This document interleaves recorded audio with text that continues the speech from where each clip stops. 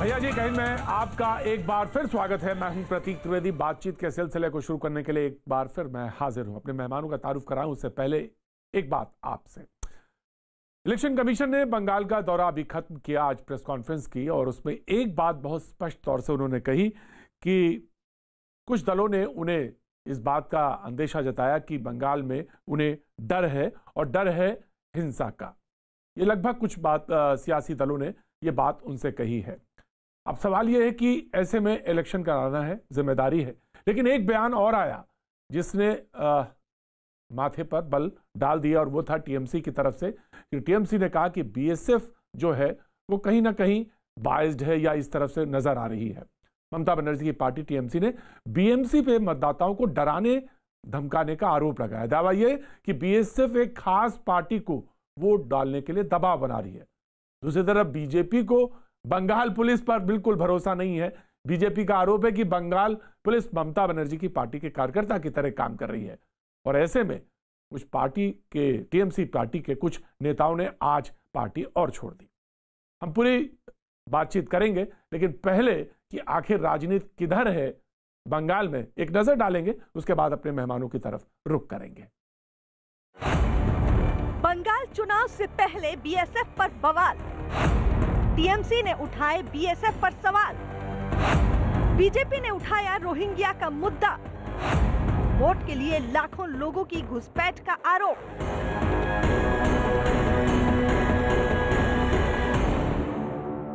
रैलियों का रैला, road show की हुंकार और दल बदल की चाल। विधानसभा चुनाव के ऐलान से पहले बंगाल की सियासी बिसात बिछ चुकी है और हर दल ने अपने अपने पासे फेंकने शुरू कर दिए हैं, और सत्ता पर काबिज होने की इस होड़ में उन संस्थाओं पर भी निशाना बनाया जा रहा है जिनका काम देश की निगहबानी है, सरहदों की सुरक्षा है। सियासी फायदे के लिए इस बार ऐसी आवाज निकली है टीएमसी से, और निशाने पर है बीएसएफ। टीएमसी को चुनाव आयोग के पास शिकायत का मौका मिला तो बीजेपी के बहाने बीएसएफ पर हल्ला बोल दिया। चुनाव आयोग की पूरी बेंच से मुलाकात के दौरान टीएमसी ने आरोप लगाया कि सरहदी इलाकों में बीएसएफ मतदाताओं को डरा धमका रही है। टीएमसी ने दावा किया कि बीएसएफ के कई अधिकारी अलग अलग गांवों में जाकर लोगों को डरा धमका रहे हैं और एक विशेष पार्टी के लिए मतदान करने को कह रहे हैं। The BJP is sending BSF to the village, nearby villages of the border, and terrorizing the people so that they vote in favor of the BJP. आरोप गंभीर थे तो बीएसएफ को बयान जारी कर सफाई देनी पड़ी। बीएसएफ की तरफ से कहा गया कि ये आरोप पूरी तरह से बेबुनियाद हैं। बीएसएफ एक पेशेवर बॉर्डर गार्डिंग फोर्स है जो अतीत से लेकर अभी तक पूरी ईमानदारी और समर्पण के साथ अंतर्राष्ट्रीय सीमाओं की रक्षा करता है।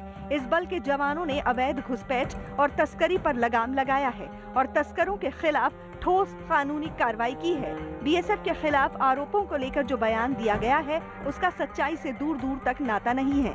ये निराधार और झूठ है।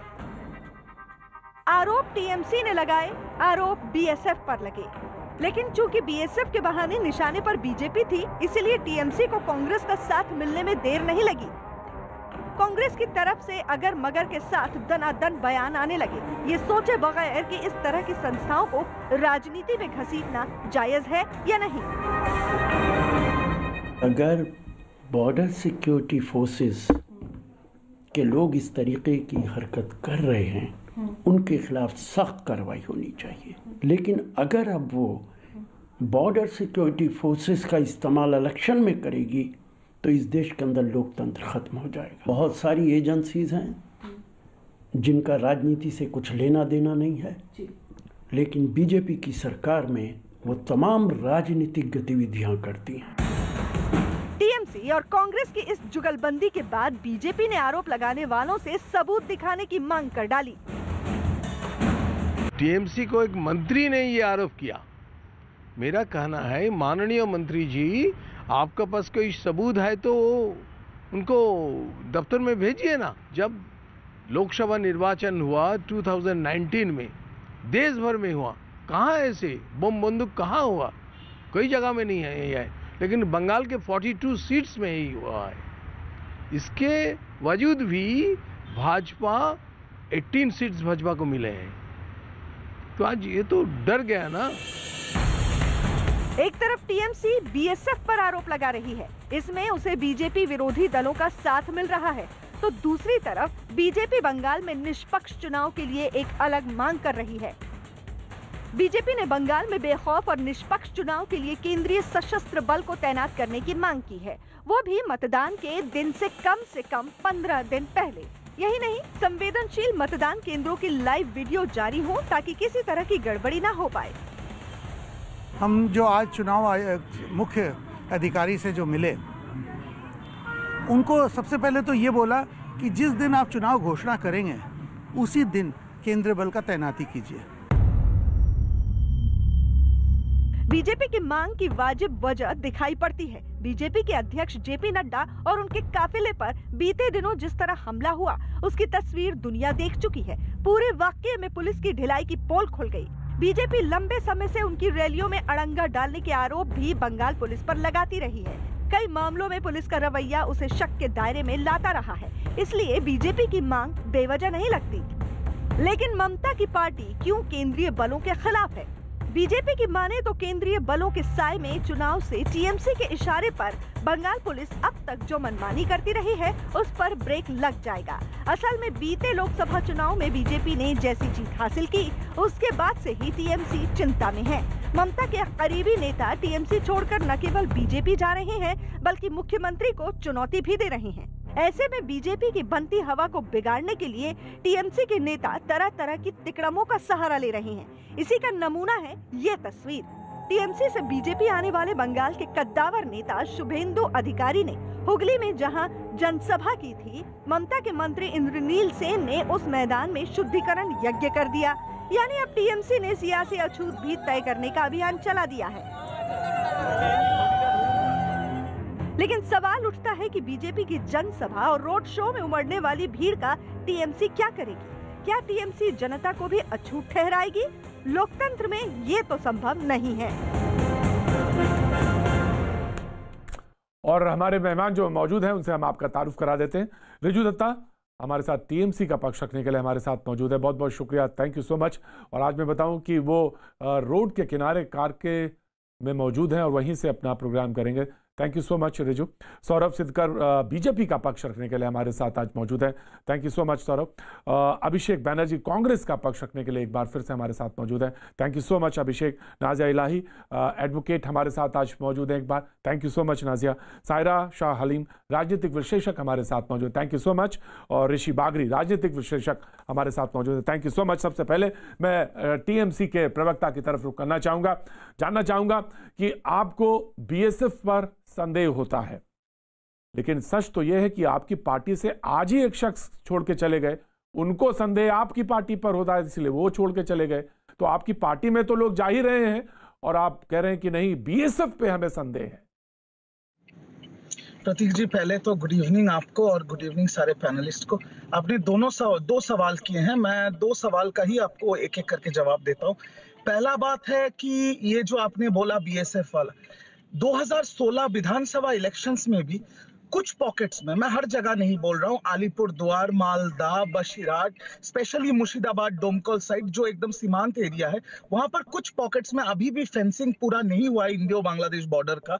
और वहां पर जो कुछ गांव है ना, वो आपको पता नहीं चलेगा कि वो किस एरिया में पड़ता है, इंडिया में पड़ता है, बांग्लादेश में पड़ता है। तो वहां के जो बीएसएफ के जो पोस्टेड है जो वहां पर, उनका लोकल लोगों के साथ काफी मिलजुल रहता है।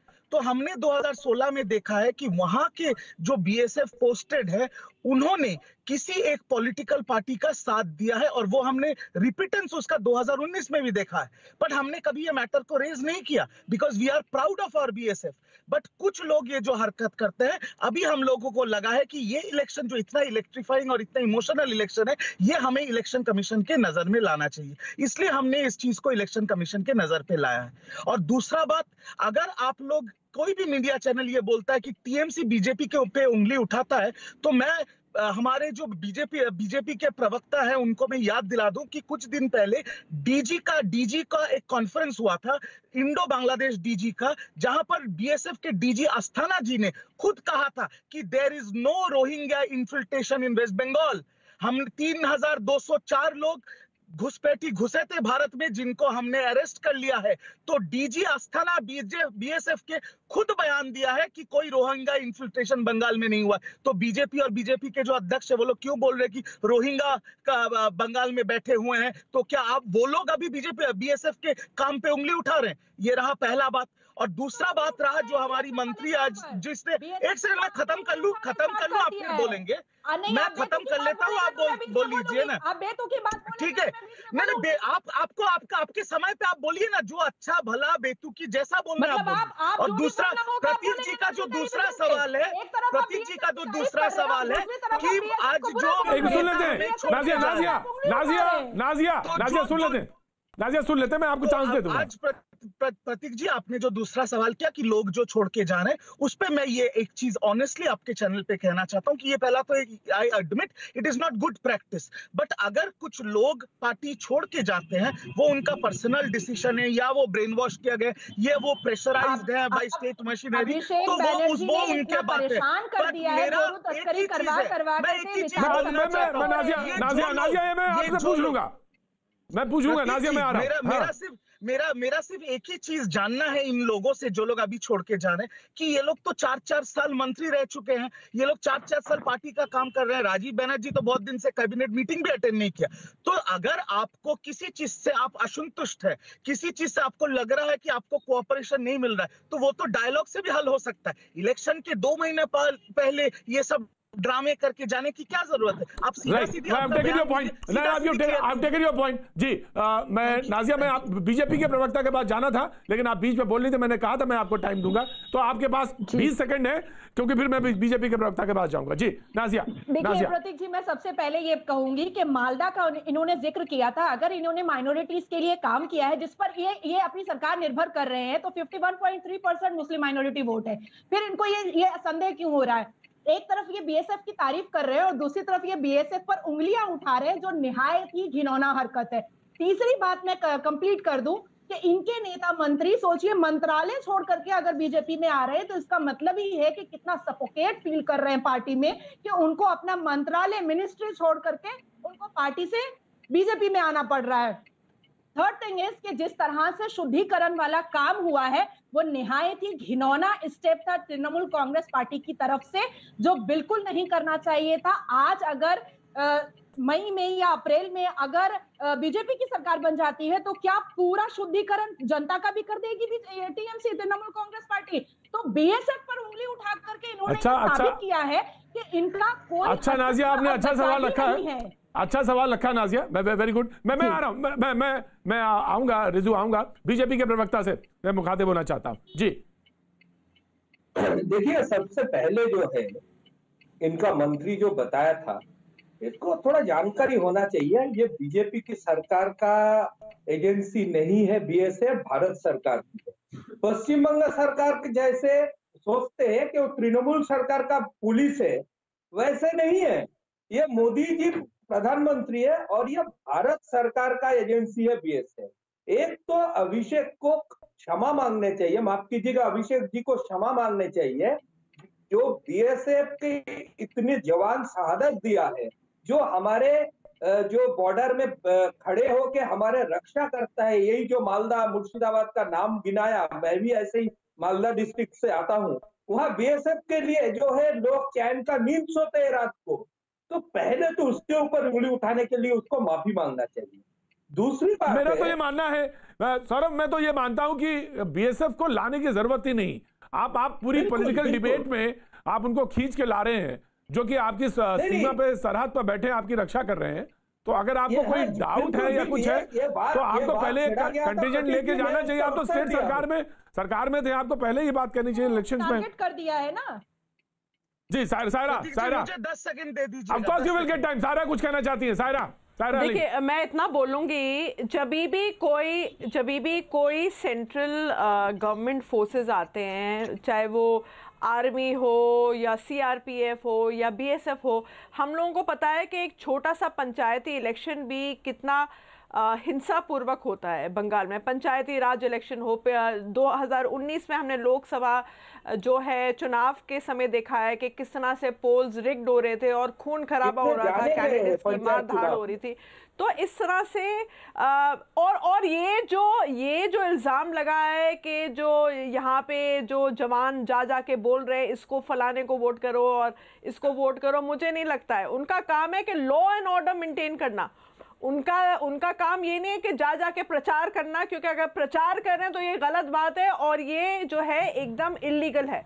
तो कोई वहां पे जो सेंट्रल गवर्नमेंट का कोई भी एजेंसी, आर्मी हो या सीआरपीएफ हो या बीएसएफ, प्रचार नहीं कर सकता है कोई भी राजनीतिक दल का। नहीं, कोई नहीं कर सकता। Law enforcement. राइट, मैं आ रहा हूं। मैं रिजू, मैं आपको टाइम दूंगा। ऋषि बागड़ी।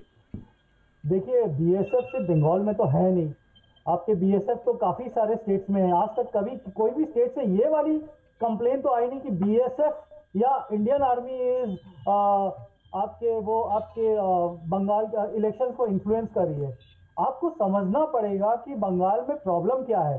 बंगाल में एक परिवर्तन की लहर है, क्योंकि अगर यहाँ पर आप इंडस्ट्रियल देखें, जो अपना जो बंगाल था 70 साल पहले, उसमें 25% का जीडीपी का कंट्रीब्यूशन होता था। आज वो आ गया है सर 7% में। लोग यहाँ से बाहर जा रहे हैं, लोग पलायन कर रहे हैं और लोग दूसरी जगह जा रहे हैं। ये सिर्फ एक परिवर्तन का हवा नहीं है, लोग त्रस्त हो चुके हैं, लोग चेंज चाहते हैं और वो चेंज ला कर रहेंगे सर। तो ये हवा उसकी है, इसमें बीएसएफ का कोई लेना देना नहीं है। ये मैं डिबेट को आगे जी, मैं डिबेट बीएसएफ से जी ऑफकोर्स अभिषेक, मैं आप ही के पास आ रहा हूं। सवाल ये है कि एक एक करके लोग जा रहे हैं और मंत्री जा रहे हैं, तो ये बात बार बार पूछा जाना चाहिए, जैसा कि नाजिया करी सफोकेट महसूस कर रहे हैं। जी अभिषेक। अच्छा, मैं आपके इस सवाल का जवाब डेफिनेटली दूंगा, लेकिन उसके पहले 2 टिप्पणी बीएसएफ के मामले में। देखिए, बीएसएफ हिंदुस्तान के ऑर्गेनाइज्ड वर्कफोर्सों में से एक है।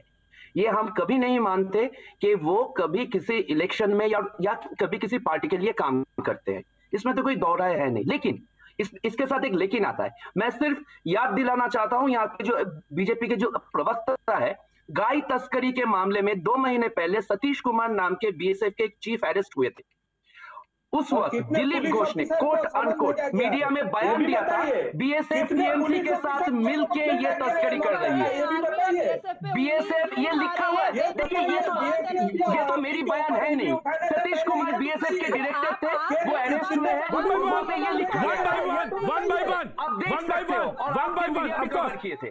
ऑफकोर्स कांग्रेस के प्रवक्ता को बोलने दीजिए, देन आप बीजेपी के प्रवक्ता आप जवाब दे दीजिएगा। जी अभी दूसरा सवाल यह है कि टीएमसी के इतने सारे मंत्री जो बाहर जा रहे हैं, ये अच्छी साइन है कि नहीं। देखिए, मतलब सबसे पहली बात, इस बात के 2 पहलू है। नंबर 1, बीजेपी के लिए एक चीज कहना चाहूंगा जो एक्चुअली आर्ट ऑफ वॉर में लिखा गया था कि you can not win a war by mercenary. मतलब भारे के टट्टू से आप कभी जंग जीत नहीं सकते हो। इसलिए कौरव भी कुरुक्षेत्र में हार गए थे, अक्षौहिणी सेना रहने के बावजूद भी। लेकिन दूसरी बात यह है, लेकिन दूसरी बात मैं ये कहना चाह रहा हूँ, भाई जो लोग जा रहे हो वो लोग 10 साल तक क्या कर रहे थे? 10 साल तक वो सारे मलाई खाए। आप मेरे को एक चीज बताइए, जब हम टीएमसी के एगेंस्ट में कुछ इल्जाम लगाते हैं कि भाई क्या आप सिंडिकेट करते हो, आप चोरी करते हो, तो ये सारे काम टीएमसी ऑफिस के चेयर टेबल नहीं करते हैं, ये सारे नेता करते थे। अभी पंचायती राज की बात हो रही थी, जिस शुभेंदु अधिकारी को लेकर बीजेपी अभी नाच रहे हैं, हमारी जीती हुई मुर्शिदाबाद पंचायत जहां पे टीएमसी के एक भी बंदा नहीं थे, उसको जीता गया था। अगर इसको लेके मैं गणतंत्र वापस लाने की कोशिश कर रहा हूं, तो ये तो बहुत बड़ा सपना हो गया। मैं राइट अभिषेक, करप्शन हटाना चाह रहा हूं, तो ये तो बहुत बड़ी सपने की बात हो गई। अभिषेक ठीक है। अभिषेक ठीक है। मैं नाजिया कुछ कहना चाह रही है, मैं आ रहा हूँ बीजेपी के प्रवक्ता के पास। नाजिया कुछ कहना चाह रही है, मुझे मालूम है शायद वो गो तस्करी के बारे में कुछ कह रही थी। जी नाजिया। देखिए प्रतीक जी, अभी इन्होंने कहा कि अभी हम लोग शुभेंदु अधिकारी को लेकर के बीजेपी नाच रही है। एक वक्त था कि यही शुभेंदु अधिकारी ने दीदी को नंदीग्राम जैसा एक पूरा सिनेरियो दे करके उन्होंने सीएम बनवाया। फिर वो ये जितने नेता मंत्री हैं ये थक चुके हैं अब गोरू तस्करी, बालू चोरी, कोयला चोरी कर करके इनकी हालत खराब हो चुकी है। ये बोलेंगे क्या? प्रॉब्लम ये है नाजिया जी, प्रॉब्लम ये है नाजिया जी, यही शुभेंदु अधिकारी पैसा लेते हुए नारदा में पकड़ा गया था। आप लोगों की वेबसाइट में था वो यूट्यूब। अभी आप लोगों को वो नारदा चीज को अपना हटाना पड़ रहा है। देखिए, दो चीज सही नहीं हो सकती है। पहले तो ये कहिए कि नारदा झूठ था या तो शुभेंदु अधिकारी चोर है। दोनों चीज सही नहीं हो सकते। ऐसा तो नहीं कि जब तक टीएमसी में था वो चोर था, अभी बीजेपी में आ गया तो वो सही बन गए। ऐसा तो नहीं हो सकता है। आपका पूरा पार्टी चोर चुट्टा है क्या? सब अरे भाई, आप लोग तो वॉशिंग मशीन हो, आप लोग तो वॉशिंग मशीन हो। अब सर्टिफिकेट आप लोगों की जरूरत नहीं है। सायरा कहना चाह रही है, सायरा शाह अली। जिस मुकुल को आपने बोला भाग मुकुल भाग, इतना जोर से भागा। राइट, अभिषेक ठीक है, नाजिया ठीक, नाजिया डिबेट को बन गए। नाजिया, अभिषेक डिबेट को आगे बढ़ाएंगे जी। सायरा कुछ कहना चाह रही, सायरा हलीम। देखिए, अगर आप लोग बोल रहे हैं कि ये चिट फंड जो स्कैम हुआ, शारदा स्कैम, नारदा स्कैम, जो लोग इन्वॉल्व थे, अच्छा ठीक है, आप बोल रहे हैं कि ये सब गुंडे और ये सब भरे हुए पार्टी में। भाई, आपकी पार्टी क्यों उनको एम्प्लॉय करिए, उनको क्यों इंडक्ट करिए? क्या शौक है ऐसे क्रिमिनल्स और गुंडों को ले लेके भर के ट्रक में भर के आप लोग उनको भर्ती करा रहे हैं अपनी पार्टी में? तो मतलब दाल में कुछ काला है। क्या जुगलबंदी है टीएमसी और बीजेपी की, वो उसका खुलासा जल्द होगा, क्योंकि जो लोग इवेट करना चाह रहे हैं करप्शन का, वो ही भर के बीजेपी ज्वाइन कर रहे हैं। आप देख रहे हैं जितना वो कीड़ा ककड़ा जितने भी थे, जो भी भ्रष्टाचार से जुड़े थे, वही लोग भर के जा रहे हैं और खुशी खुशी भाजपा उनको ले रही है अंदर। आ जाओ, स्वागत करिए। ये कौन सी बात है भाई? ये किसको आप लोग बेवकूफ बना रहे हैं? मतलब देश के नागरिकों को या बंगाल के नागरिकों को अभी सब खुलासा हो रहा है, सब सामने हो रहा है कि कोई भी पॉलिटिकल पार्टी, कोई भी राजनीतिक दल इस तरह के करप्ट लोगों को नहीं लेता अपनी पार्टी में, जो भ्रष्टाचार से जुड़े हुए हैं। हम को साफ जो है वो सत्ता चाहिए, साफ सरकार चाहिए, साफ सत्ता चाहिए। कांग्रेस के जो प्रवक्ता बैठे हुए हैं वो दूसरे के बात सुनने के लिए तैयार नहीं, क्योंकि उसके पास बोलने के लिए कुछ है नहीं।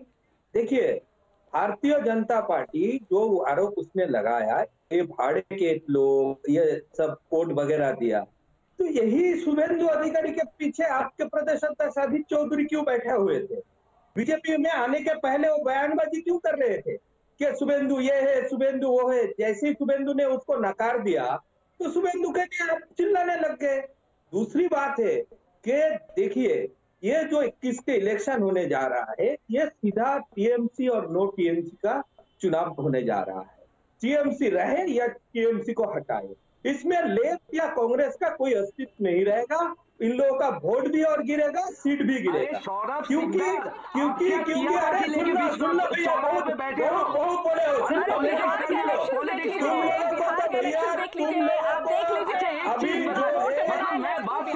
अभी बीजेपी और समान है। इस बात को बोलने का खराब मत कीजिए, मतलब इन लोगों का बात यह है कि अपना कुत्ता कुत्ता, उसका कुत्ता टॉमी। अरे भैया, बंगाल के लोग ये तैयार कर लिया है कि टीएमसी को हटा सकते हैं तो बीजेपी हटा सकता है। आप लोग तो है ही नहीं, आप लोग 5 साल बाद आना लड़ाई में। अरे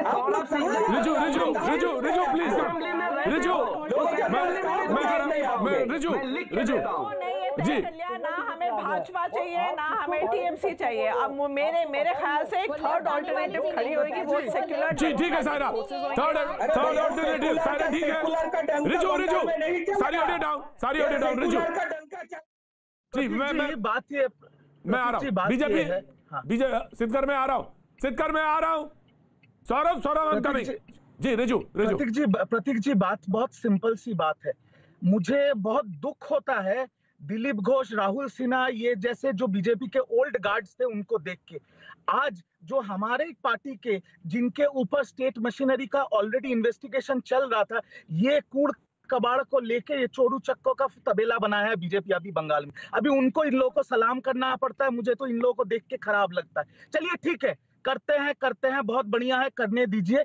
बट यहाँ पर एक चीज आपको समझना पड़ेगा प्रतीक जी, जो मैंने 100 बार चिल्ला रहा हूँ हर चैनल पे, कि हमारी नेत्री ममता बनर्जी है और वोट उनके नाम पे होता है, कोई नेता मंत्री के नाम पे नहीं होता है। वोट ममता बनर्जी के नाम पे। और ममता बनर्जी किस हैसियत की नेत्री है? सिर्फ 42 लोकसभा सीट के लिए नरेंद्र मोदी जी और अमित शाह जी को 32 बार बंगाल आना पड़ा था 2019 में। ये ममता बनर्जी की हैसियत है एज अ पॉलिटिकल पार्टी। इसका उत्तर देना चाहता हूँ। सौरभ सिद्धकर ममता बनर्जी ब्रांड है वो जी। हाँ, वो किस लेवल का नेत्री है अभी बताए ना। तो पहले एक पोस्टर आता था, नीचे लिखा रहता सतोतर पोथी, मतलब बंगाली में लिखा रहता था, उसका माने है कि सिंबल ऑफ ट्रस्ट। वो क्यों नहीं लिखते हो भैया अभी? क्या इसका जवाब दोगे? तो किस लेवल का लीडर है? पहले लिखा रहते थे सिंबल ऑफ ट्रस्ट, वो क्यों नहीं लिखते हो अभी? जो है ना 2 रुपए के बीजेपी के नेता, आप हम लोग 2 रुपए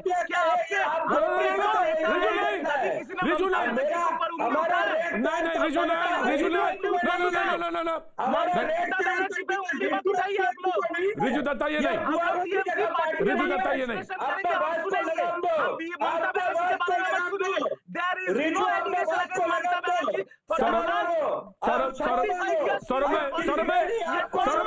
सौरभ की ऑडियो डाउन करेंगे। अभिषेक सौरभ। रिजू आपने क्या कहा? रिजू उस बात को वापस लेता हूँ, ठीक है? नहीं, ऑडियो डाउन रिजू की ऑडियो डाउन।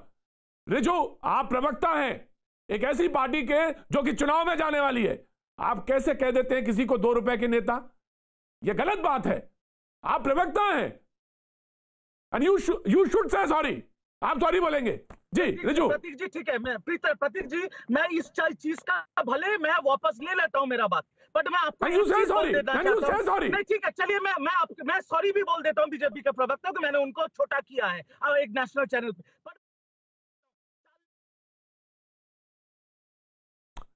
रिजू ऑडियो पे आपका ऑडियो, अगर ऑडियो मिल सकता है तो रिजू का ऑडियो लिया जाए। जी रिजू नाउ यू।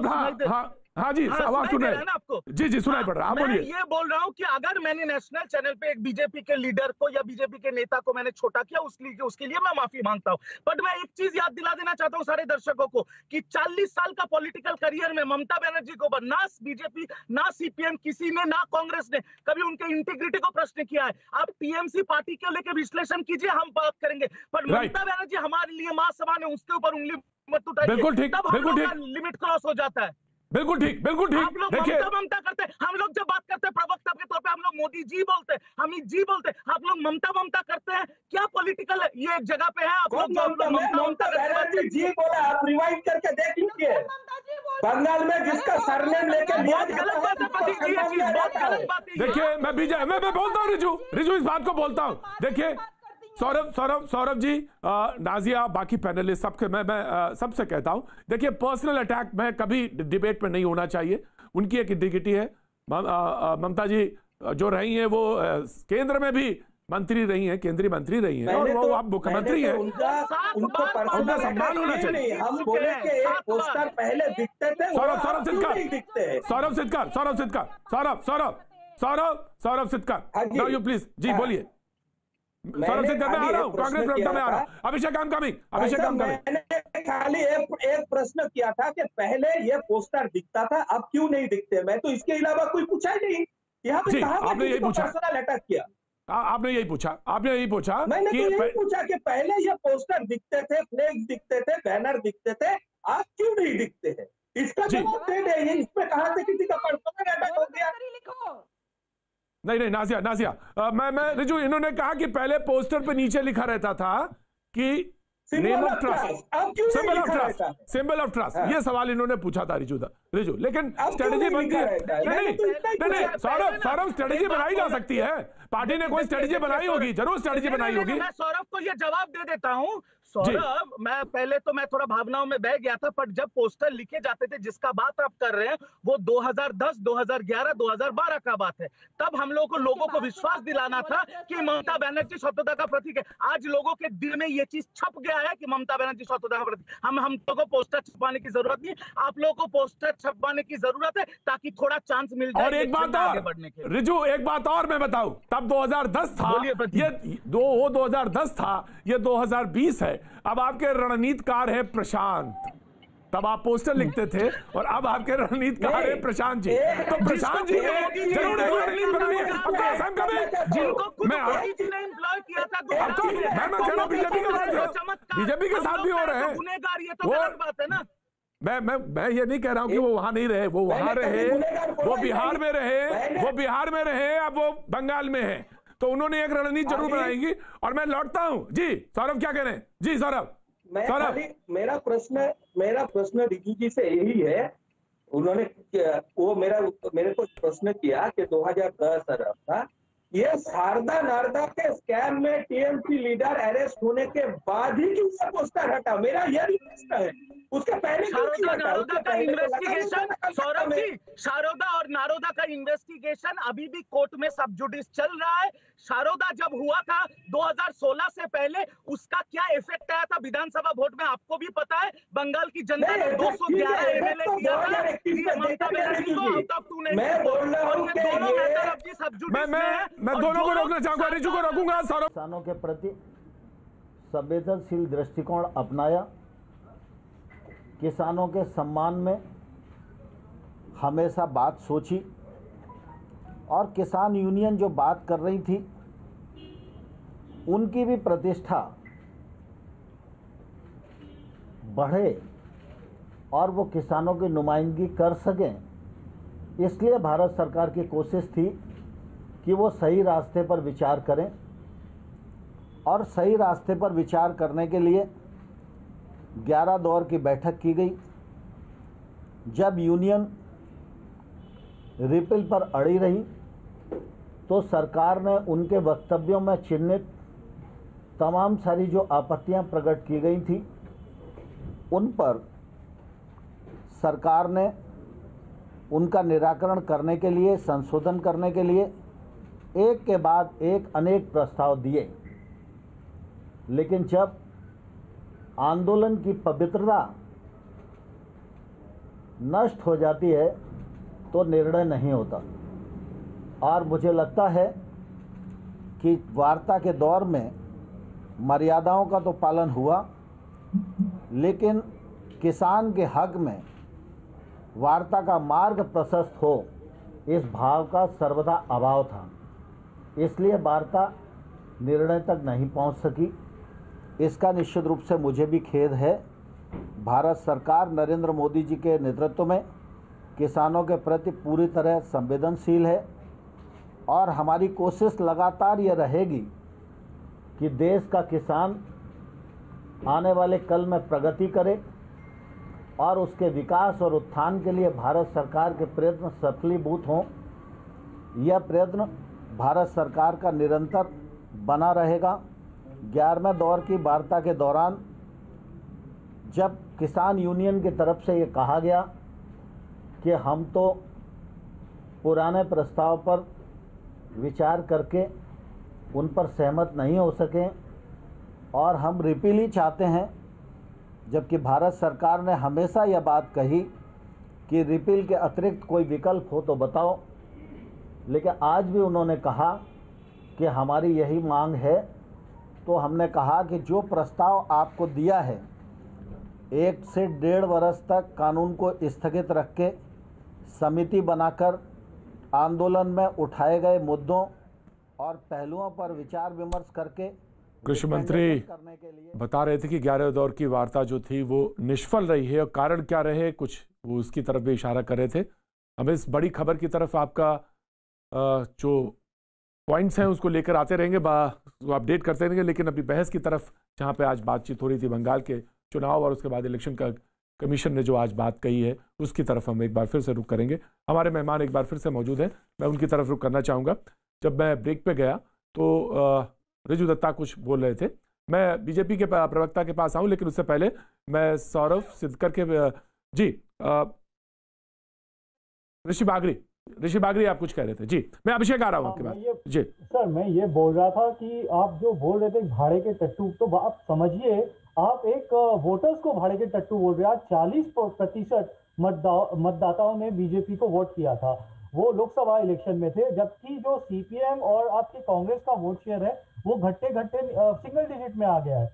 और अब ये 40% मतदाताओं के कारण ही ये भय बन गया है टीएमसी के मंत्रियों में कि वो लोग हार रहे हैं और इसलिए वो लोग छलांग मार के दूसरे। रिजु इसको क्लियर करिए, भाड़े के टट्टू वाला शब्द जो था ये ऑब्जेक्शनेबल था, इसको क्लियर कर दीजिए जी, क्लियर करिए।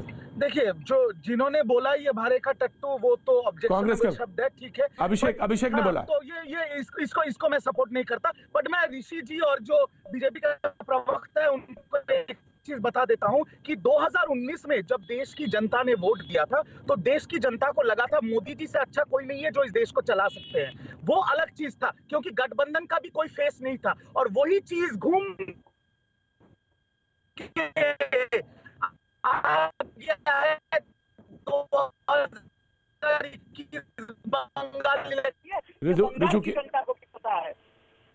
रिजु की वॉइस आज ग्लिच आ रहा है बाल, क्योंकि वो सड़क पर जी आप सुनाई पड़ रही है। सुनाई दे रहा प्रतीक जी? जी सुनाई पड़ रहा है।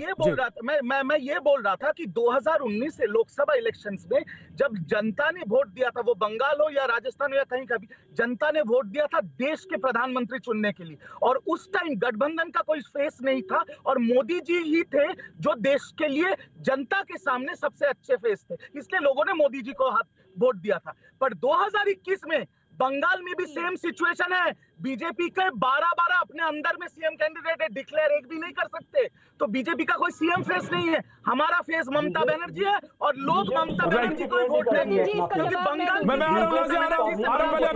पहले अभिषेक आपने भाड़े के टट्टू शब्द का इस्तेमाल किया था और लोगों ने उस पर भी ऑब्जेक्शन, पैनल में भी हुआ और बाहर के लोगों ने भी कहा ऑब्जेक्शनेबल है। अच्छा तो मैं पहले एक चीज क्लियर कर दूं, अगर ऋषि बागरी को हिंदी समझ में नहीं आती है तो वो हिंदी की क्लास ले। मैं भाड़े के टट्टू ये कहा था कि ये आर्ट ऑफ वार किताब में लिखा गया है, you can not win a war by mercenary, जिसका मतलब ये है भाड़े के टट्टू से अभी आप जंग नहीं जीत सकते हो। किताब मैंने नहीं लिखा था, किताब सारी दुनिया में है, नंबर 1। नंबर 2 जो बात मैं कह रहा हूँ, जो बंगाल के वोटर है वो सेंटर के भी उपभोक्ता है। अभिषेक की बात सुन लेते हैं। ऐसे आप एक चीज बताइए, पिछले 15 दिनों में 150 रुपया गैस के ऊपर जो दाम बढ़ता है, बीजेपी के जो बंदे हैं उसको भी इसी चीज के दौरान जाना पड़ता है। 92 रुपीज जब पेट्रोल के दाम बढ़ता है वो बीजेपी टीएमसी कांग्रेस देख के नहीं आता है, तो इसीलिए। और दूसरी सबसे बड़ी इंपॉर्टेंट बात यह है, कौन से बीजेपी के लिए आप यहाँ के बंदे लोग वोट करेंगे, क्योंकि अभी बीजेपी तो टीएमसी के बी टीम बनते जा रहे हैं।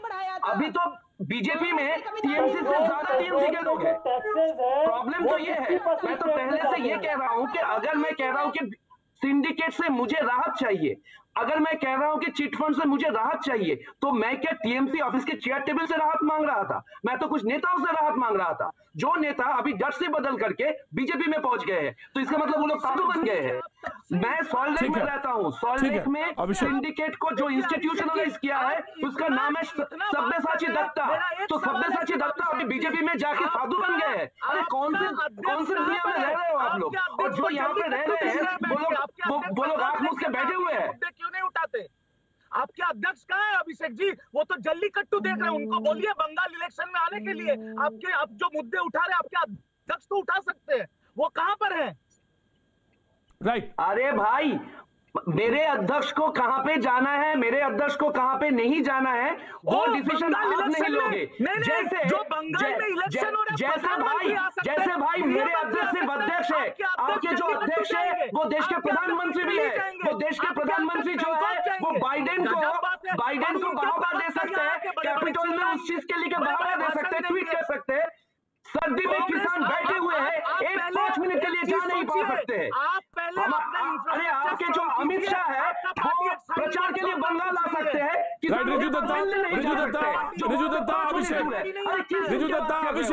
रिजु दत्ता अभिषेक घर में जाके आईना देखो। जी रिजु दत्ता अभिषेक, सबको रोकना चाहूंगा, पैनल पे रोकना चाहूंगा।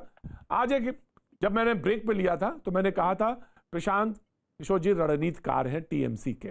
उन्होंने उनके ऊपर शुभेंदु अधिकारी ने एक बात कही है, शुभेंदु अधिकारी ने प्रशांत किशोर पे बात साधी और कहा कि प्रशांत किशोर 100% वोट पर लड़ने की बात कर रहे हैं, यानी उनको 100% वोट मिलेगा, वो इस पर बात कर रहे हैं, या वोट पर लड़ने की बात कर रहे हैं। प्रशांत बीजेपी के 70% वोट पर लड़ने की बात कर रहे हैं। क्या प्रशांत, शुभेंदु अधिकारी पूछते हैं कि क्या प्रशांत 30% वोट को अपना फिक्स डिपॉजिट समझते हैं? वो 30% वोट कौन, यानी इस बात के लिए कि वो मुस्लिम वोट की तरफ इशारा कर रहे हैं, क्योंकि 31% वोट जो है मुस्लिम वोट है, तो वो क्या फिक्स डिपॉजिट है टीएमसी का? ये सवाल है। मैं इस पर पैनल पे रखना हूं। मैं आ रहा हूं, पहले बीजेपी के प्रवक्ता, फिर उसके बाद में टीएमसी पे आऊंगा, फिर कांग्रेस। जी, बीजेपी के प्रवक्ता। देखिए, एक तो अभिषेक जी थोड़ा जानकारी लेकर बात कीजिए। मोदी जी भारतीय जनता पार्टी का अध्यक्ष नहीं है। एनीवे, बंगाल इलेक्शन में कांग्रेस का कोई रोल नहीं है, आगे भी नहीं रहेगा, तो मैं जस्ट उनका जानकारी बढ़ा देना। देखिए, जो अल्पसंख्यक वोट है, जिस 30% 70% का बात हो रहा, बीजेपी कभी वोटर्स को या किसी संप्रदाय को, किसी कम्युनिटी को वोट बैंक के हिसाब से नहीं, लेकिन ये तो पूरा आया है। ये मीडिया में उनका मुख्यमंत्री बोला है कि जो गाय दूध देता है मैं उसका लात खाने के लिए तैयार हूं। इसका एक मंत्री बोलता है कि कलकत्ता में मिनी पाकिस्तान बने हुए हैं। तो बेसिकली ये सब बोल के इसने दूसरे अल्पसंख्यक संप्रदाय के जो युवा है, जो आने वाले पीढ़ी है, उसको भटकाया। आंकड़े देके बोले ना, अब नाजिया जी भी यहाँ बैठे हैं, उसी समाज से आते हैं, और आंकड़े देके बोले कितने नाजिया जी जैसे एडवोकेट्स बनाए हैं, कितने डॉक्टर्स बनाए हैं उस कम्युनिटी से, कितने इंजीनियर बनाए हैं, सरकारी नौकरी में कितने दिया है। भैया, आप ये सब नहीं बोल के आप लोगों को ये धर्म के नाम पे, कम्युनिटी के नाम पे आप इसको तुष्टीकरण के राजनीति करोगे तो ये अभी का युवा पीढ़ी नहीं मानेगा। इसका प्रमाण है 19 के लोकसभा वोट में हम मालदा में जीते थे, दिनाजपुर में 2 सीट जीते थे, मालदा में 1 वोट में हार गए थे। तो आगे चलते हुए ये कम्युनिटी भी हमारे साथ रहेगा, विकास के मुद्दे पे वोट होगा, सिंडिकेट राज को हटाने के मुद्दे पे वोट होगा, और बुआ भतीजा का सरकार को खत्म करने के मुद्दे पे वोट होगा। तो इसमें वोट इसी मुद्दे पे होगा, वो रहेगा कि नहीं? जी, रिजू नाजिया में आता हूँ। रिजू, देखिए मैं ये बीजेपी के प्रवक्ता को ये याद दिलाना चाहता हूं कि कुछ दिनों पहले जब हमारी माननीय नेत्री ने अपना कैंडिडेटशिप डिक्लेयर किया था नंदीग्राम से, तब शुभेंदु अधिकारी मंच पे खड़ा होकर बोला था कि ममता बनर्जी अगर 62,000 वोटों पे डिपेंड करेगी तो यहाँ पर 2 लाख ऐसे वोट हैं जो जय श्री राम करते हैं। तो कम्युनल पॉलिटिक्स कौन लाया है इस देश में, यह मुझे नहीं बताने का जरूरत है, ये भारत की जनता जानती है कि कम्युनल पॉलिटिक्स लाया है इस देश में बीजेपी। तो आप लोगों से ये ज्ञान हमें सुनना नहीं है। जिन लोगों ने अपना सत्ता की रोटी सेका है, एक मंदिर को सामने रख के, एक भगवान को सामने रख के, उन लोगों से हमें ज्ञान नहीं सुनना है कम्युनल पॉलिटिक्स के बारे में। और रहा बात शुभेंदु अधिकारी का, तो एक चीज याद रखिएगा कि इतिहास भी माफ नहीं करती है गद्दारों को। इसका क्या हालत होगा वो 3 महीने बाद अभी गद्दार हो गया। नहीं, देखिए रिजु, भाषा मर्यादा का ध्यान रखेंगे। कोई भी हो, चाहे वो मुख्यमंत्री हो, चाहे वो साधारण सदस्य हो। हम अगर आप चाहते हैं कि आपके नेता के आगे जी, अगर आप चाहते हैं कि आपके नेता के आखिर में जी लगे, तो सबके साथ सम्मान के साथ। नाजिया, सबसे पहले बिरजू जी का मैं एक जवाब देती हूं कि कभी भारतीय जनता पार्टी में श्रीमती ममता बनर्जी जी भी थी, तो क्या वो भी गद्दार है? अगर उन्होंने इतने अशब्द भाषा का इस्तेमाल किया है तो मुझे पूछना पड़ रहा है नेशनल टेलीविजन पर कि क्या वो भी गद्दार है? उनको भी गद्दार के नाम से पुकारा जाए? सुन लीजिए, उस टाइम बीजेपी चलाते थे अटल बिहारी वाजपेयी, उनका आइडियोलॉजी और आप लोगों का आइडियोलॉजी में जमीन आसमान का फर्क है। आप लोगों ने देश को बेच दिया है। ये बीजेपी, ये भारत बिकाऊ पार्टी हो गया है। आप लोग कंपेयर कर रहे हैं अटल बिहारी, भारत रत्न अटल बिहारी वाजपेयी के साथ इन चोरू चक्कों का क्या बात कर रहे हैं? रिजु सम्मान के साथ, ऐसे नहीं। अगर आपकी मुख्यमंत्री के आगे जी मैं कहता हूं लगेगा, क्योंकि वो मुख्यमंत्री और रिस्पेक्ट सबकी बराबर है, तो आप ये चोर उचक्का शब्द का इस्तेमाल नहीं, दिस इज ये एक्सेप्टेबल नहीं है। Nazia let me finish. Yeah, of course. I will give you time. आज तृणमूल कांग्रेस पार्टी की श्रीमती ममता बनर्जी जी को लगता है कि भाजपा सांप्रदायिक है। अगर कम्युनल है तो जब वो भाजपा में थी और वो मंत्रालय के सीट पे गई तब उनको सांप्रदायिक नहीं लगा, तब उनको कम्युनल नहीं लगा।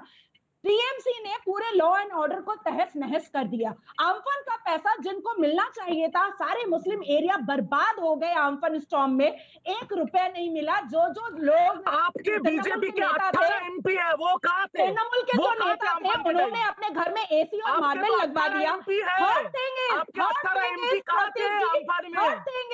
जवाब दीजिए, अलाउ किया आपके 18 एमपी कहाँ थे? अम्फान में कोरोना के रेसिटेशन में जाने का दिल्ली में फ्री का गवर्नमेंट का बंगलों में बैठे थे। मैं नमाज पढ़ती हूँ, मैं रोजा रखती हूँ, मैं एमपी अम्फान में क्या किया? मैं किसी मस्जिद में आपके 18 एमपी कोरोना में क्या किया? कहाँ थे? नमाज नहीं बोलिए नाजिया जी, कहाँ थे आपके 18 एमपी? रेसिटेशन में श्रीमती ममता बनर्जी कैसे अलाउ होती है? पहले ये जवाब दीजिए ना। भैया जी कहने में आपका एक बार फिर स्वागत है। बातचीत के सिलसिले को एक बार फिर से जोड़ेंगे। और जो खबर आ रही है उसके बाद टीएमसी ने अपनी एक विधायक वैशाली डालमिया को निकाल दिया है पार्टी से, और वो बात बताया जा रहा है वो काफी समय से नाराज थी और नाराजगी की वजह से ये। आशिका हमारी सहयोगी फोन लाइन पर मौजूद है, आशिका से अपडेट लेंगे। आशिका, क्या वजह बताई जा रही है वैशाली डालमिया की? देखिए, लगातार पिछले कई दिनों से वैशाली खुलकर सामने आ रही हैं और पार्टी के खिलाफ बोल रही हैं। ये कह रही हैं कि काम करने नहीं दिया जा रहा है, असंतोष जाहिर कर रही हैं। इसको लेकर के पार्टी ने कड़ा निर्णय लिया है उनके खिलाफ और उनको आज पार्टी से बाहर का रास्ता दिखा दिया गया है। शुक्रिया, बहुत बहुत शुक्रिया आशिका जानकारी के लिए। हम अपने पैनल की तरफ रुख करना चाहेंगे। बीजेपी के प्रवक्ता से सबसे पहले रिएक्शन चाहेंगे। यह कहा जा सकता है कि रूलिंग पार्टी है, उनका अंदरूनी मामला है, पार्टी में कौन रहेगा कौन जाएगा। हाँ, ये आप जरूर करें कि एक एक करके जा रहे हैं, असंतुष्ट हैं, तमाम तरह के आरोप लगे, लेकिन हाँ, ये बात सच है कि उनको लगता होगा कि उनकी जो प्रपोजिशन है ये व्यक्तिगत फैसले भी तो हो सकते हैं। जी, बीजेपी के प्रवक्ता।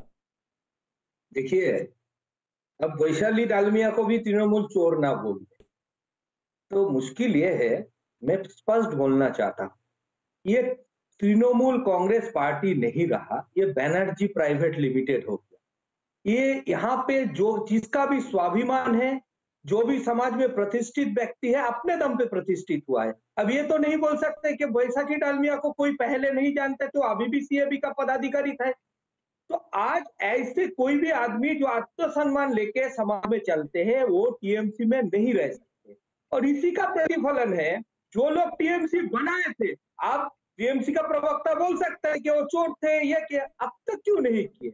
अब वैशाली डालमिया को तो चोर नहीं बोल सकते, उसके ऊपर तो कोई आर्थिक आरोप नहीं लगा हुआ है।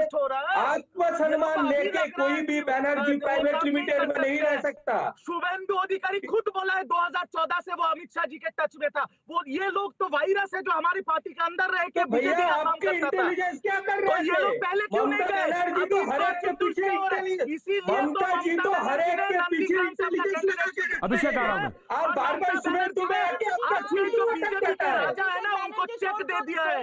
आपको क्यों शुभेंदु में आके हो जाएगा? सुइया क्या कहता है? जिनको भी असंतुष्ट होगा, जिनको भी अनकोऑपरेटिव लगेगा, हम लोग को जब भी पता चलेगा we will take direct action. और अगर आप टीएमसी को बनर्जी का प्राइवेट लिमिटेड बोल रहे हो तो पीएमकेआर का चंदा कहाँ गया है? सिर्फ एमएलए के खरीदने में, तो वो भी तो मोदी शाह का प्राइवेट लिमिटेड हो गया है। अम्फन का पैसा कहाँ गया है? नेताजी, अम्फन का पैसा कहाँ गया? मोदी जी ने भेजा था, मोदी जी ने जो अम्फन का पैसा भेजा था वो किसने चोरी किया? पैसा अम्फन का जो पैसा 1000 करोड़ रुपया आया था वो कहाँ गया? यूनिवर्सिटी बनाया, 1000 करोड़ रुपया कहाँ गया? कभी सारे काटमांडू में खो दिया क्या? सारे काटमांडू में लुटा दिया क्या? नहीं, सारे काटमांडू में लुटा दिया क्या? बिजू जी सारे काटमांडू में लुटा दिया क्या? अभिषेक आप लोग को शर्म आनी चाहिए। अभिषेक, अभिषेक बनर्जी कांग्रेस के प्रवक्ता मौजूद है। दिखा देगा भैया। अच्छा देखिए, ठीक है पहले तो ये कह दूं कि वैशाली डालमिया कहाँ पे रहेगी, कहाँ पे नहीं रहेगी, वो कहने वाले वैशाली डालमिया, जैसे अभी कुछ देर पहले बीजेपी के प्रवक्ता कह रहे थे कि वो अपने बलबूते पर फेमस बनी है, ये थोड़ा सा ज्यादा हो गया। उसकी एकमात्र आइडेंटिटी ये है कि वो जगमोहन डालमिया जी की बेटी है, तो वो तो अलग बात है, वो छोड़ दीजिए। लेकिन बात ये है, नहीं आप आगे बोलिए। वैशाली में डिबेट नहीं है, वैशाली डालमिया में डिबेट नहीं है। चाहता हूँ कि बंगाल की हालत आप देखिए, ये जो बीजेपी और टीएमसी, ये दोनों के पॉलिटिकल डीएनए कितना मिलता जुलता है। दो लोग ऐसे कह रहे हैं कि भाई परिवार बहुत खराब है, लेकिन जब तक किसी दूसरे के पास अधिकारी परिवार को वो लिए, डालमिया परिवार को वो लिए। अभी ये जो राजीव बनर्जी को लेकर बात कर रहे हैं, मैं सिर्फ एक चीज याद दिला देना चाहता हूँ। राजीव बनर्जी इरिगेशन मिनिस्टर हुआ करते थे। इरिगेशन मिनिस्टर होने के वक्त इस आम्फान के पहले आयला हुआ था। आयला के वक्त जितने भी फंड आए थे, उस फंड के जो घोटाला थे, उसके ऊपर सबसे ज्यादा आरोप लगे थे राजीव बनर्जी के ऊपर। आप देख लीजिए, पंगा ये है कि जब तक राजीव बनर्जी इरिगेशन मिनिस्टर रहते, वो सारे घोटाले थे। हम लोग भी ये कहे थे, भाई ऐसा तो नहीं हो सकता है कि जब तक टीएमसी थे वो घोटालेबाज थे, अब बीजेपी में आ गए वो साफ सुथरे बन गए। मैं अहम मुद्दा पे कह रहा हूं। मैं आपसे पूछ रहा हूं प्रतीक, अगर आप किसी को चोर मानते हो तो वो क्या एक जस्टिस बदलने के बाद वो अच्छे बन जाते? मैं आपके जमीन से एक सवाल पूछना चाहता हूँ। मैं प्रतीक जी, मैं आपसे सवाल पूछना चाहता हूँ। जरूर पूछिए, आपसे सवाल जरूर पूछिए। मुकुल राय ने पैसा लिया है, तो मुकुल राय पैसा लिया है, ऐसा नहीं हो सकता कि बीजेपी में रहते वो अच्छा बन गए हैं। शोभुराजी दत्ता सिंडिकेट को इंस्टीट्यूशनलाइज किया था। अरे भाई भूल जाए ये सब कुछ। 2015 में सॉल्ट लेक म्यूनिसिपल इलेक्शन में 18 मिनट में 42 संवाददाताओं को उसने मारे थे, और उसके साथ कौन थे पता है? अर्जुन सिंह जी। और आप सोच रहे हैं कि इन लोगों को लेके आप गणतंत्र वापस लाओगे? ऐसे कैसे हो सकता है? और एक चीज याद रखिए, जो वोटर है बंगाल के या कहीं पे भी, वो बंगाल की वोटर के साथ साथ सेंटर के भी उपभोक्ता है। उसको जब अपने जेब से एक महीने में खरीदना पड़ता है, जब वो देख रहे हैं कि कृषि बिल में ये अड़ियलपन के वजह से हमारे किसान -8 डिग्री में बैठे हुए हैं, जब वो लोग देख रहे हैं कि पेट्रोल की कीमत 95 रुपीज है, तब जाके लगता है कि हमें अभिषेक ठीक है। अभिषेक अभी कृषि मंत्री बोल रहे थे। अभी कृषि मंत्री बोल रहे थे 11 दौर की वार्ता हुई है। बंगाल में यही तो बात है, 11 दौर की वार्ता के बाद क्यों एक सुलह पे नहीं आ पाए? और एक चीज बताइए आप मुझे, मैं आपसे एक चीज एकदम, यही कारण है ना, आप अभी पूछ रहे थे ना हमसे सवाल, आप हमसे सवाल पूछ रहे थे, हम यही सवाल आपसे पूछ रहे हैं। आज अगर न्यूज 18 के ऊपर कोई उंगली उठेगा, आपके एडिटर इन चीफ के ऊपर भी उंगली उठेगा। मेरी प्रधानमंत्री कहां पे है आज? क्या ये किसान हमारे हिंदुस्तान के किसान नहीं है, अमेरिका के किसान? अभिषेक प्रधानमंत्री क्यों वहां पे नहीं आ रहे? जो प्रधानमंत्री बाइडेन को लेकर ट्वीट कर सकते हैं, किसान के पास जाने में उसे क्या इतना ईगो कहां से आता है? उसके पास इतना ईगो कहां से आता है? कुछ दिन पहले सौरभ मेरा गलती पकड़ रहे थे, मैं गलती मान रहा हूँ कि हाँ वो अध्यक्ष नहीं है सही में, लेकिन वो डिफैक्टो अध्यक्ष है। हिंदुस्तान में बीजेपी में जो होता है, नरेंद्र मोदी छोड़ के कुछ नहीं होता है। Narendra Modi, Amit Shah. Audio down. Abhishek please listen me. अगर किसी के ऊपर कोई आरोप लगता है तो वो व्यक्तिगत तौर पे सामने खड़े होकर आके उसका क्लैरिफिकेशन देता है। अगर आप अगर मुझके ऊपर कोई सवाल पूछेंगे तो मुझे अपना क्लैरिफिकेशन देना पड़ेगा, ना कि एंटायर ऑर्गेनाइजेशन को आप खड़ा कर देंगे सामने। ऑर्गेनाइजेशन बड़ा होता है, पार्टी बड़ी होती है, संगठन बड़ा होता है, व्यक्ति उसके तहत काम करता है। यही एक तरीका है और इसी के तहत सारे लोग काम करते हैं। सवाल तो आपने ये पूछा था कि किसान वहां पर बैठे हुए हैं, और सवाल अभी कृषि मंत्री ये कह रहे थे कि किसान जो अड़ियल रुख है उसकी वजह से नहीं हो पा रहा है। वो कह रहे हैं कि हमने एक ऑफर दिया है उसका नहीं, सुप्रीम कोर्ट ने एक बात कही है उसका भी। तो तमाम सारे सवाल हैं अभिषेक उसको, लेकिन आज बंगाल के परिप्रेक्ष्य में बात हो रही है, हम बंगाल पर ही रहेंगे। सायरा को बोलना था, सायरा को देंगे, फिर नाजिया पे आता हूं। सायरा। सायरा जी, मैं कह रही हूँ कि इतना जो बवाल हो रहा है, ये सिंडिकेट राज, इतनी जो आलोचनाएं लग रही हैं, तो पहले सोचना चाहिए जब वो इस तरह की पार्टी के साथ आप लोग इतने जो एमपीज एमएलएज जो आ रहे हैं, सीबीआई से इवेट करना चाह रहे हैं या जिससे भी इवेट करना चाह रहे हैं, आप लोग क्यों ले रहे हैं? आप लोगों को कोई शॉर्टेज है क्या? बीजेपी के प्रवक्ता जवाब देंगे, बीजेपी के प्रवक्ता जवाब देंगे, बीजेपी के प्रवक्ता जवाब देंगे। भ्रष्टाचार, बीजेपी के प्रवक्ता और सौरभ सिद्धकर। मैं उनका सवाल एक बार दोहराइए प्लीज, आवाज नाजिया प्लीज रिस्पॉन्ड। नाजिया कह रही है कुछ। जब आप लोगों को पता है कि आप इतनी आलोचनाएं अपनी मर्जी से जा सकता है।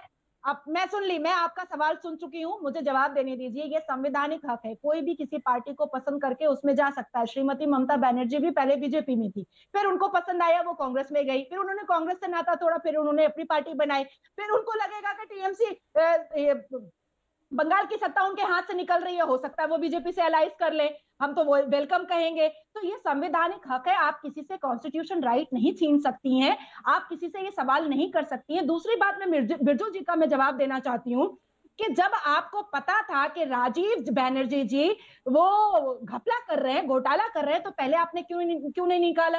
वो तो बेचारे खुद इस्तीफा दे करके आए। सुवेंदु अधिकारी जी पहले बहुत खराब थे, आपको पता था, आपने नहीं निकाला, उनको खुद इस्तीफा देना पड़ा। तो आप अपना ये 420 बात जो है ना, ये अपने पास रखिए। रिजू 10 सेकंड। सुवेंदु अधिकारी, राजीव बनर्जी, ये लोग जैसे लोग जो पार्टी में जब थे, ये लोग तब एसिम्प्टोमेटिक थे, अभी इनका सिम्टम्स नजर आ रहा है। पार्टी आज बहस में अभी सिर्फ इतना, कल फिर होगी मुलाकात, बने रहिए हमारे साथ।